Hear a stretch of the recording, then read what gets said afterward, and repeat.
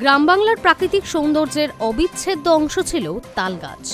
সেই তালগাছই বজ্রপাত থেকে মানুষকে রক্ষায় একসময় ছিল ভরসাস্থল।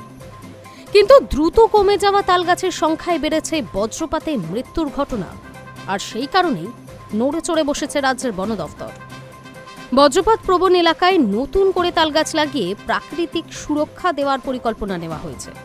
বন দফতর সূত্রে জানা গিয়েছে, আগামী বর্ষার আগেই দক্ষিণবঙ্গের ৪টি জেলায় ৭৫,০০০-এরও বেশি তালগাছের চারা রোপণ করা হবে।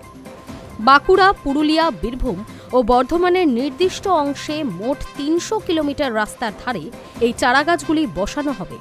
ইতিমধ্যেই বীজ সংগ্রহের কাজও শুরু হয়েছে। বন দফতরের দক্ষিণ পশ্চিম চক্রের মুখ্য বনপাল বিদ্যুৎ সরকার জানান, তালগাছ বজ্রপাত রোধে প্রকৃতির এক লাইফ সেভার। কারণ গাছটির উচ্চতা প্রায় ১০০ ফুট পর্যন্ত হয় এবং শিকড় মাটির গভীরে পৌঁছে প্রাকৃতিক আর্থিংয়ের মতো কাজ করে। ফলে বজ্রপাতের সময় তালগাছই প্রথম আঘাত শোষণ করে নেয়, আশেপাশের মানুষকে রক্ষা করে।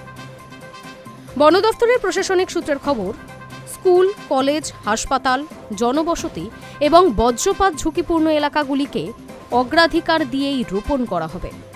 পাইলট প্রকল্প হিসেবে বাঁকুড়া ১৫০ কিমি, পুরুলিয়া ১০০ কিমি এবং বীরভূম বর্ধমান ৫০ কিমি রাস্তার ধারে ৪ মিটার অন্তর চারা লাগানো হবে। বন দফতরের এক আধিকারিক জানান, দক্ষিণবঙ্গের কিছু জেলায় প্রতি বছর ৬০ থেকে ৭০ জন বজ্রপাতে মারা যাচ্ছেন। তাল ও খেজুর গাছ কমে যাওয়াকেই এর বড় কারণ বলে মনে করা হচ্ছে।